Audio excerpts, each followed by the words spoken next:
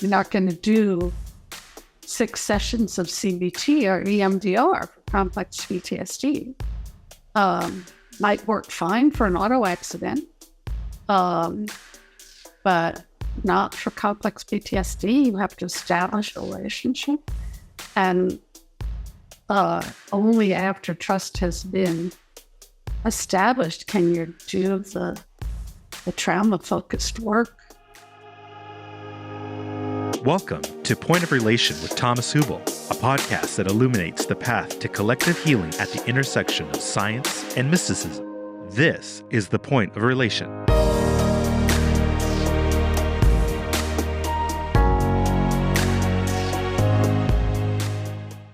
The following interview was recorded during a previous Collective Trauma Summit, an online gathering convened annually by Thomas Hübl. Visit collectivetraumasummit.com to learn more.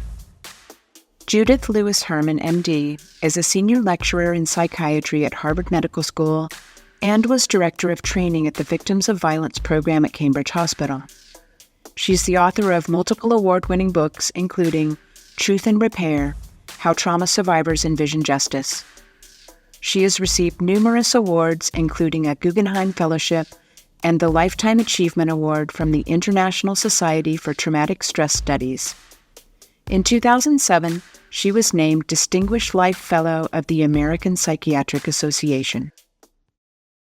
Welcome back to the Collective Healing Conference. My name is Thomas Hübl, and I'm the convener of the summit. And I'm honored to be sitting here with Dr. Judith Lewis Herman. Dr. Herman, a warm welcome to you. I'm very happy to be speaking to you. Thank you for having me. Yes, and I want to start with, first of all, acknowledging your work. I think for a long time, you really look deeply into the effects of trauma, the effects on trauma on individuals, but also on our society and how we live in a field of trauma. And I am very passionate about it. I feel very inspired by your work, and I would love to acknowledge how much of your life force went into, opening a path in society. So first of all, very much thank you to you and to your work. You wrote a sentence that very much caught my attention, and it's about one of your books. I think it was Trauma and Recovery. And you wrote, I expect the book to be controversial. First, because it is written from a feminist perspective. Second, because it challenges established diagnostic concepts. But third, and perhaps most importantly, because it speaks about horrible things that no one really wants to hear about. And I found that amazing. And so I would love you to speak a little bit to the controversial part of your book and how it affected society, but also what you mean with these 3 parts, especially how it changed diagnostic concepts that I'm very interested in. And then maybe also about the things that nobody really wants to hear about. And so maybe we start a conversation here.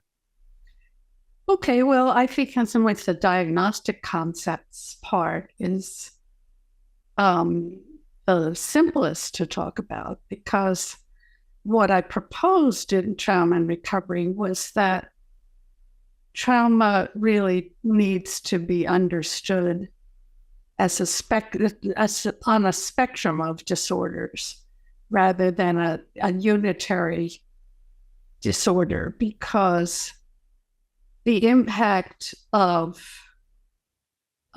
single trauma, and particularly a trauma that is not of human design or accidental, is very different from the impact of prolonged and repeated trauma, especially if it begins in childhood, but even if it begins in adulthood, because if you have a single impact trauma, that means whatever the terror of the moment,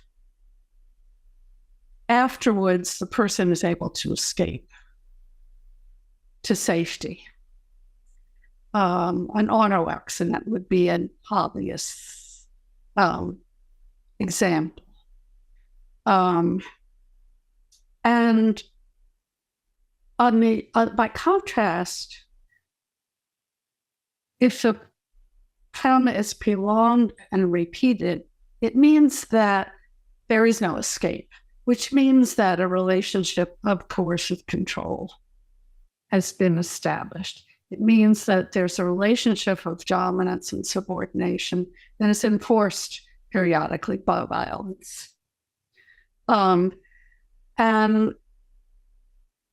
when that happens, it affects one's entire sense of self and relationship to others.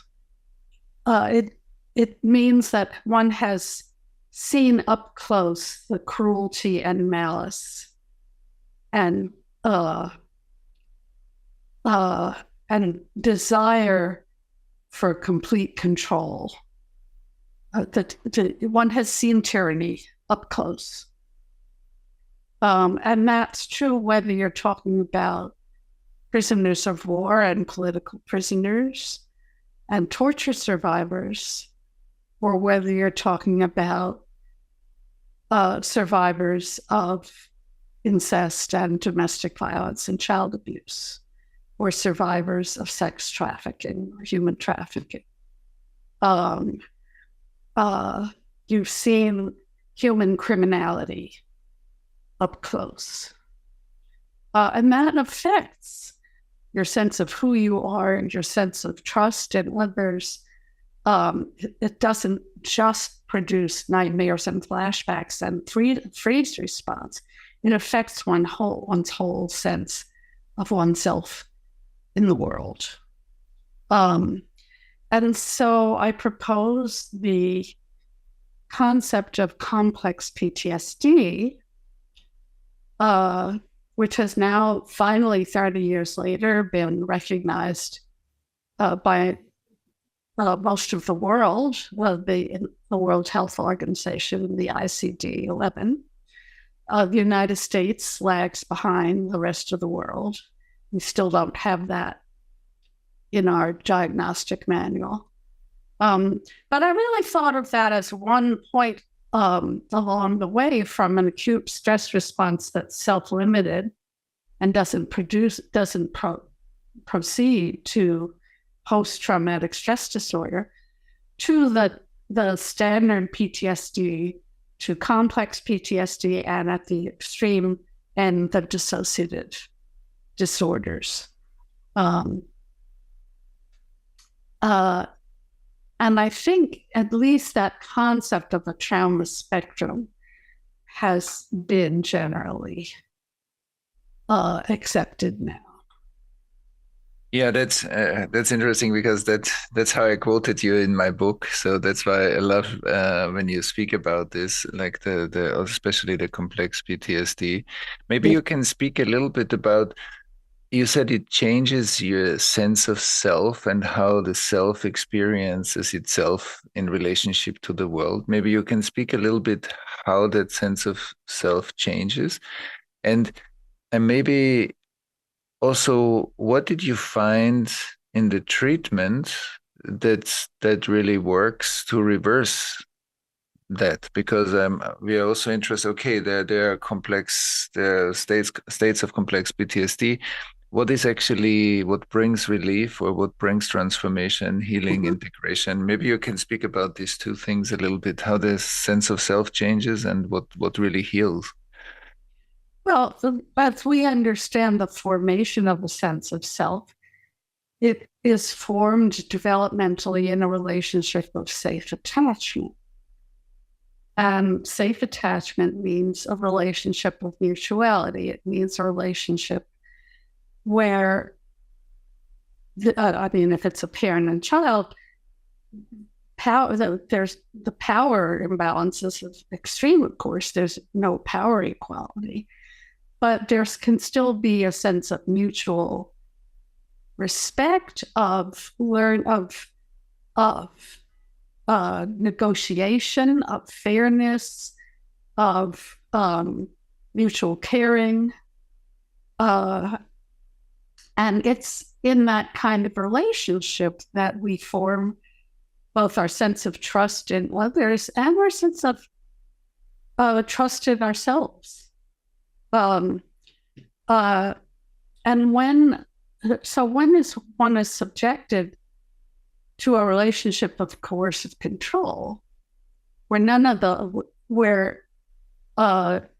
there is no trust, there is no mutuality, there is no fairness, there's only command and obedience. And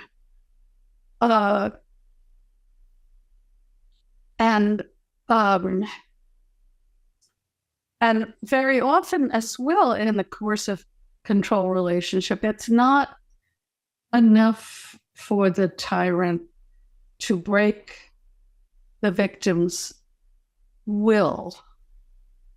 You can to have a submissive victim, but often the tyrant demands more. The tyrant demands a willing victim. The tyrant demands that any responsibility for the harm be taken in by the victim. If you had only behaved better, if you had only obeyed better, if you were only a better person, then this wouldn't have happened to you. And in fact, one of the most devastating methods of coercive control is, they're the methods that induce fear and terror, but then there are the methods that induce shame, control of bodily functions, forcing people to do things that are disgusting and degrading, and then finally forcing people to do things that violate their own attachments and moral principles. The purpose of torture is to get the political prisoner to betray their comrades. In the sex trade, the prostituted women are made to recruit others and to participate in the seasoning of others. And in domestic violence and child abuse, oftentimes, the abused woman will say, "Do anything to me, but just don't touch the kids." And then when but by the time he is abusing the kids, she's too terrorized to intervene. And so she witnesses passively the abuse of her kids. And once you've betrayed your own moral principles and your own close attachments, oftentimes people feel that they not only ashamed and guilty, but that they don't deserve to live. How do you repair that? In a relationship with mutuality. And you can't assume that a trusting therapeutic alliance is going to exist on day one. It's not. It has to be built over time. It's one reason there's no quick fix. You're not going to do 6 sessions of CBT or EMDR for complex PTSD. Might work fine for an auto accident, but not for complex PTSD. You have to establish a relationship. And only after trust has been established can you do the trauma-focused work of, creating a trauma narrative that integrates the trauma into a life story so that the person is not utterly defined by the trauma, but trauma is an inescapable part of the person's life, and then grieving everything that has been lost. And that's a process of psychotherapy that takes some time. That's a beautiful point, because I think you said something very important that lives a bit in contradiction with our fast-paced, what I call sometimes the fast food world, that we want everything very fast. We want a quick fix, and we want it as fast as possible. And how can we,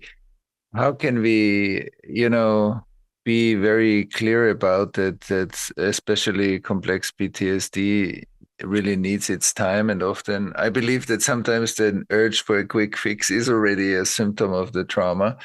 And how can we also create like a cultural environment that understands that the depth that's needed is really important? And maybe how did you create this in your work? Well, the cultural environment that we're in, first of all, it's a capitalist environment where nobody wants to pay for mental health care, and certainly not for long-term treatment. I worked at a public sector safety net hospital where we were able, not because we served the poor and the marginalized, and for a while we had a financial base that supported that. We were able to offer a high standard of care to our patients, including long-term psychotherapy.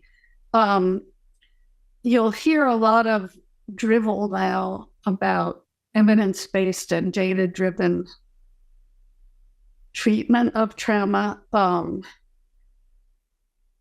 And there are short-term models that, again, work pretty well for like prolonged exposure and so on, that work pretty well for signal impact trauma, although they have very high dropout rates. But for complex trauma, our patients are the ones that are screened out of those clinical trials, because they have, they don't just have simple PTSD, they have comorbid other, substance abuse, either comorbid, quote unquote, borderline personality disorder or dissociative disorders. They have chronic suicidality. So they're not even in those evidence-based trials. There is a good evidence base now for longer-term psychotherapy. Basically, in the literature on treatment of borderline personality disorder and dissociative disorders, because as I and my colleagues Chris Perry and Bessel van der Kolk showed many years ago now, over 80% of people with the borderline diagnosis have a childhood abuse history.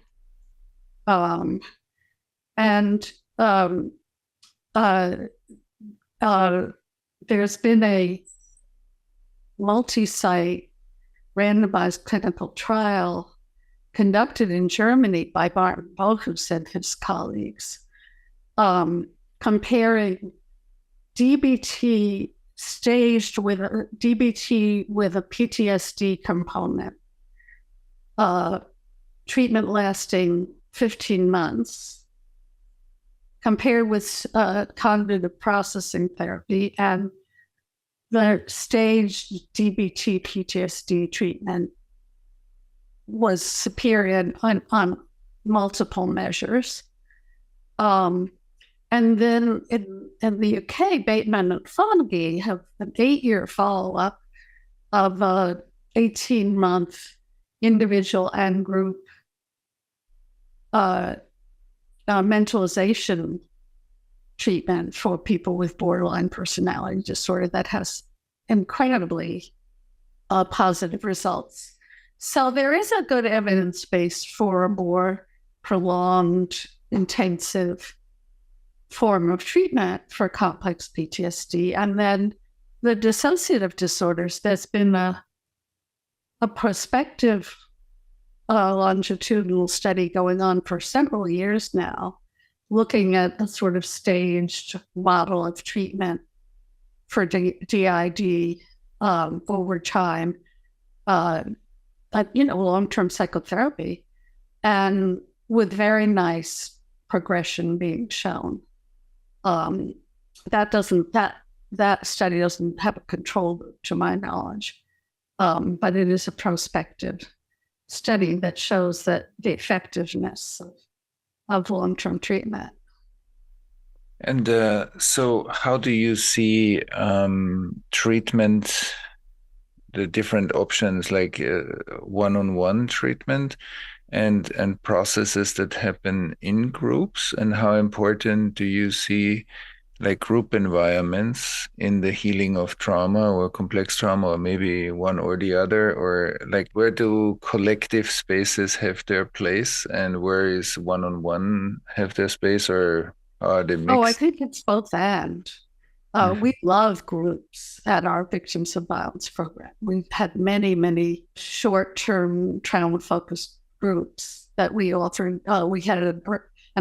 Two of them we have practice guides now for our sort of Trauma 101 stage 1 model, which is a psychoeducational 10-session group called the Trauma Information Group. And then we have our stage 2 group, the Trauma Recovery Group, which is a much more trauma-focused past,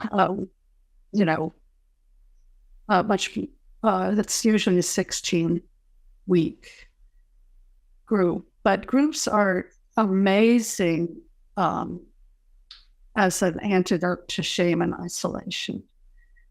Yeah, wonderful. So you spoke about tyranny, and you spoke about tyranny, let's say, in the micro level on the family system. When we look, or what's your experience with tyranny on the macro level, like dictatorships or forms of tyranny that actually affect the self of a whole, either cultural group or a society? How does that affect the self, the sense of self of a society? Maybe you can speak a little bit about this. And of course, there are individuals in that society, how it affects them, but maybe also a little bit how it affects the ecosystem. If you have any thoughts you want to share about the collective impact of tyranny? Well, I think the person who has written really very well about this is Masha Gessen. And she talks about how the dictator cannot rule alone without collaborators and without the passivity of bystanders. And so a lot of the behavior of tyrants is aimed at the bystanders. And as a bystander, you can either ally with the oppressed, in which case you yourself will be subject to punishment. You can ally with the perpetrator and be part of a corrupt system and get the benefits of corruption. Or you can withdraw and just, see no evil, hear no evil, speak no evil, and become passive. And a lot of the effort of the bystander, of the tyrant, is to get the bystanders to just think about their own private lives, to forego any sense of community, or just to kind of withdraw and submit and do whatever the dictator says, basically turn out for rallies and cheer to show that you're, to have the portrait of the dictator in your home, and to inform on their neighbors. Talk about betraying your own law. To inform on your neighbors, to participate in the corrupt system, because that's how you get things done.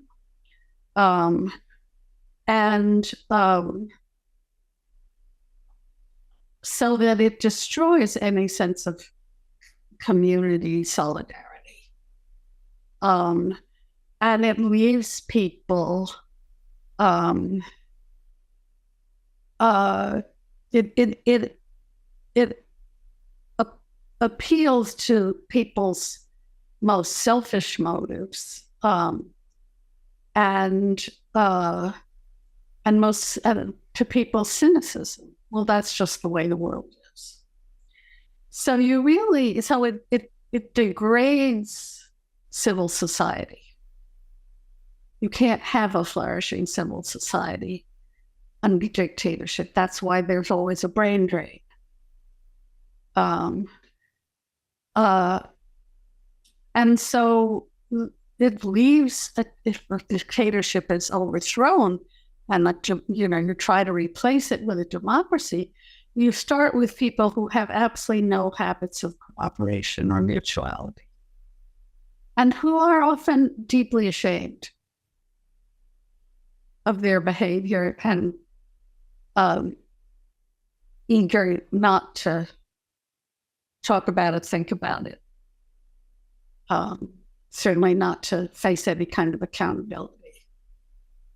Yeah, that makes a lot of sense. Like, we have done a lot of work in Germany, and what you just said, this period of silence, like, it was very powerful. And also in the retrospective work was very powerful, how it had appeared that we didn't, nobody wanted to talk about these things, and the next generation was growing up in that kind of creepy silence, like the disaster happened but nobody spoke about it.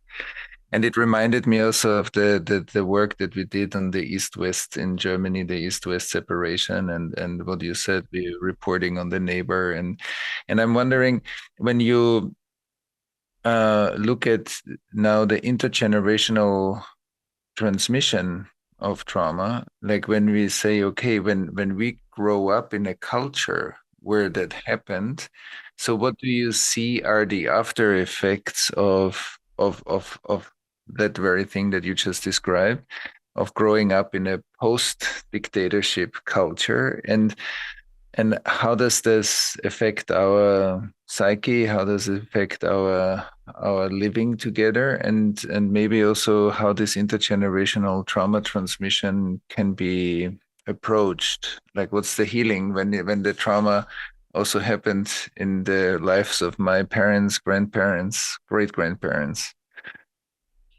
Well, I think it's similar in some ways to the individual recovery. You've got to start by rebuilding trust, and that means you got to talk about it. Well, I mean, talking about it by itself isn't a cure, but it's a necessary first step. I'm reminded of an Israeli psychologist named Dan Bar-On, who used to do groups for children of Holocaust survivors and children of the Nazi SS to come together. And by the way, the children of the Holocaust survivors, their parents haven't talked about it either. But the children of the SS kept saying, oh, we just had a very normal family. And of course, they had never talked with their parents about what happened during the war. And he described the case of one man whose father had been a driven the trains that transported the Jews to the ovens. But he said he'd never himself participated in or witnessed any violence. And then after they explored it for a while, he actually did talk to his father. And this time his father said, well, one time he did witness that they had loaded a whole, freight car full of people onto the platform, and they shot them all. And, Baron said how terrible, and that must have been, and the affect was very flat. No, that's just what happens in the war, And then a year later, he re-interviewed this guy, and he had forgotten completely what his father told him. Mm-hmm. He didn't remember that he had told Baron about the shooting. Mm-hmm. So, dissociation, repression, they are, these are defenses on a group scale as well as the individual scale. Right.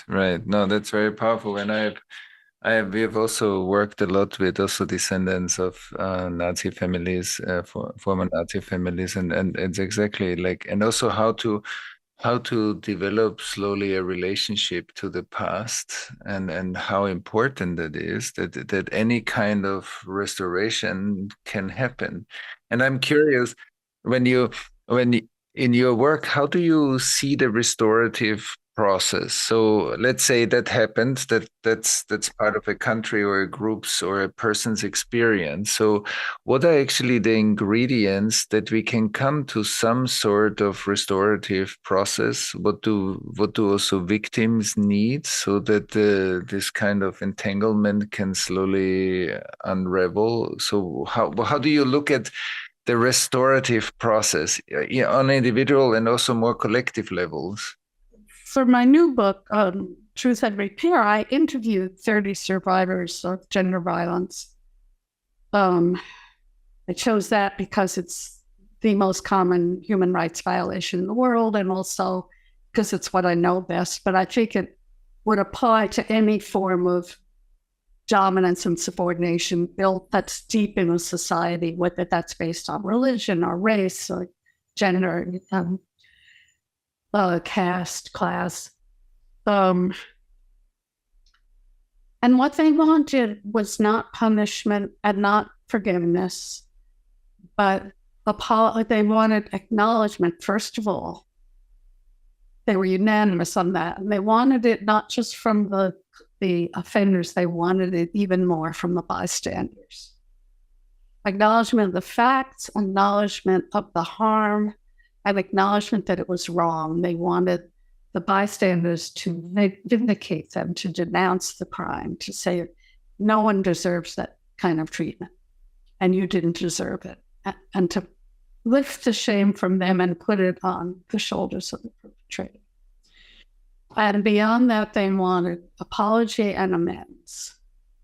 And again, more from the bystanders than necessarily from the perpetrator. We've overseen on an intimate level, we've overseen some family confrontations where that happened, where there was an acknowledgement and an apology and amends. They're rare, but when they happen, they are wonderful. And actually, we had my colleague Emily Schatzel and I treated an incest family years and years ago.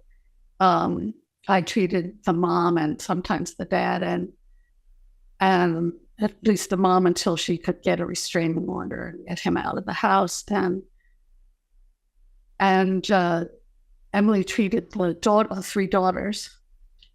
And many years later, and the oldest daughter was 12 when we started. But when she was in her 20s, by that time, there had been big changes in the family. Her father had almost died of a heart attack. He'd gotten sober. He was willing to try to repair the relationships in the family. He'd gotten into treatment. And so she had a family confrontation in Emily's office where both parents sobbed and apologized and said, how can we make it up to you? And there was a real reconciliation. And I'm allowed to say her name because she outed us as her treaters when she wrote a wonderful book called Fortunate Daughter, a memoir of reconciliation. Her name is Rosie McMahon. But that's rare. And I mean, most offenders have, first of all, they're not going to acknowledge, they're, deep into denial. And if there's evidence, the evidence is incontroversial, then, well, you asked for it. And anyway, why are you still whining about this now? On a national level, the model is the Truth and Reconciliation Commission in South Africa. And I have a colleague, a psychologist named Pamela Gaboto Medikazela. She's a professor now in South Africa and a well-known author. And she was on the Truth and Reconciliation Commission, and she actually tried to oversee some restorative justice. The deal was amnesty in return for confession.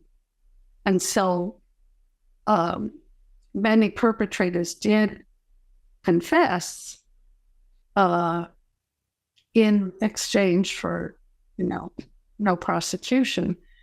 She also had prison encounters with Jean de Kock, who was known as Prime Evil. He was the head of the secret police, trying to have that kind of dialogue, a restorative dialogue. She ended up feeling that the Truth Commission was a big success because it centered the testimony of survivors. And it was televised and also broadcast by radio throughout the country. Most people didn't have television, they did have radio. So that there isn't a romantic narrative about how humane and wonderful apartheid was and how it civilized the savages and so on. Unlike, say, in the U.S., where we romanticize the Confederacy, and many of us do, and romanticize slavery. But there was no apology, and there were no amends. There was no reparations. There was no restitution. And in that sense, as a restorative justice process, it has failed. Right. So when this leads me to what we started our conversation with, the last part of your sentence is, and perhaps most importantly, because it speaks about horrible things that no one really wants to hear about. Let's come back to that and let's look at this dynamic of our societies, or us as individuals, but also our society trying to anesthetize a lot of what we don't want to hear about, and how that actually is the repetition compulsion on a social level of all the atrocities that we try to heal, but we actually don't really heal because we don't want to hear about them. So it's a vicious cycle. And so maybe you can speak a little bit about that. And also, what do you see models can be how we implement like a different approach? Is that possible at all? I mean, since that denial also serves a function. And how can we make a step as a culture to exactly deal with what you just wrote in that sentence? Well, I think that's why you need a human rights movement. People can't do that alone. They have to come together. In the women's liberation movement, which is kind of how I came of age, we started with consciousness raising groups. And those were based actually on a model that the American Civil Rights Movement had developed. They brought people together in what they called freedom schools. And part of it was adult literacy and stuff like that, and Black history. But also people just came together in groups to talk about their lives. And it was an incredibly powerful organizing tool because people found their commonality. And so Kathy Sarachild, a classmate of mine who was very active in the civil rights movement, brought that method into the women's movement and named it consciousness raising. And it was small groups. They were kind of like therapy groups, and then they were confidential, but it was just speaking the truth about our lives. And she described them not only as a method of political organizing, but as a method of scientific research, because she said nobody really knows the truth about women's lives because nobody dares talk about it. So we talked about our lives, and then from the next step from the consciousness raising groups was the speak outs. The first speak out on rape was organized by radical feminists in New York in 1970, I think.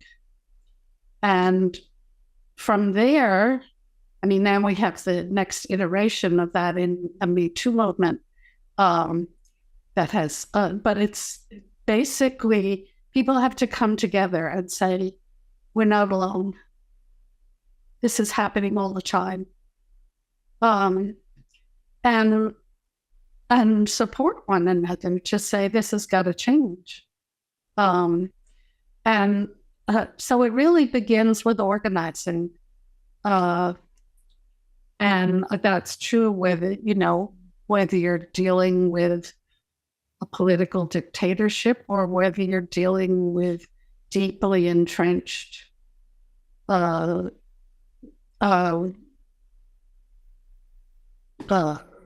racism, misogyny, male supremacy, white supremacy, and so on.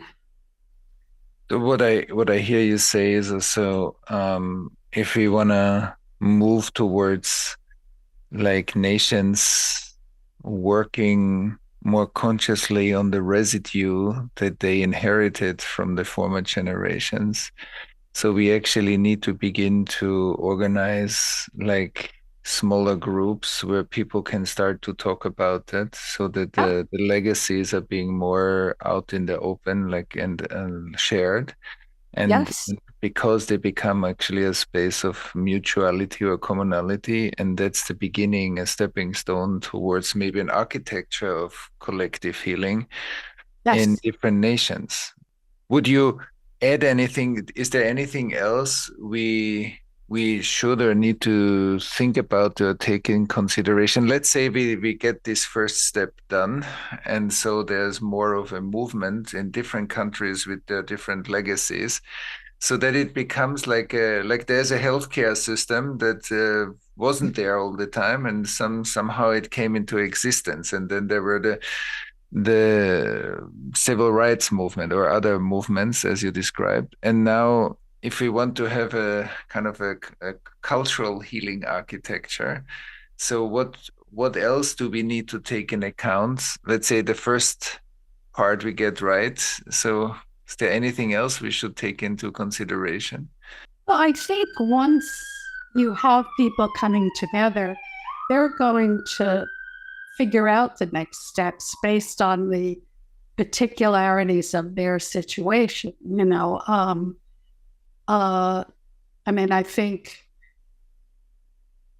public education, legal reforms. I mean, there's so many different places where you entry points, developing services more widely. I mean, one of the from the consciousness raising and the speak outs, the women's movement went to legal reforms. We invented things like the rape crisis centers and the battered women's shelters. They didn't exist before.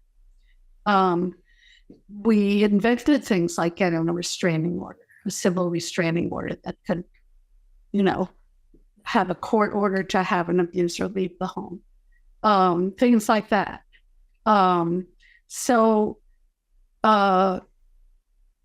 then bit by bit, those things became more institutionalized, but then they came from the ground up.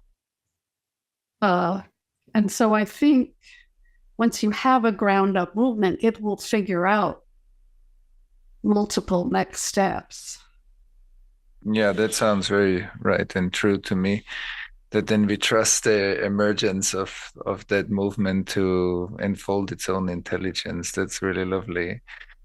So, Dr. Herman, this was really lovely. I enjoyed this conversation. I see like an hour flew by very quickly, and I really enjoyed the conversation. And I'm very happy and honored to learn from your wisdom. I think you're one of the pioneers that's deepened understanding of trauma and paved the way for many other movements and modalities to happen. And again, I want to honor your work and honor you for staying steady and energized to do this work for a long time. I think that's a great example. Well, just conversations like this are energizing for me too and keep me going. So thank you. Yeah, thank you very much. Visit collectivetraumasummit.com to listen to more talks like this one and to learn more.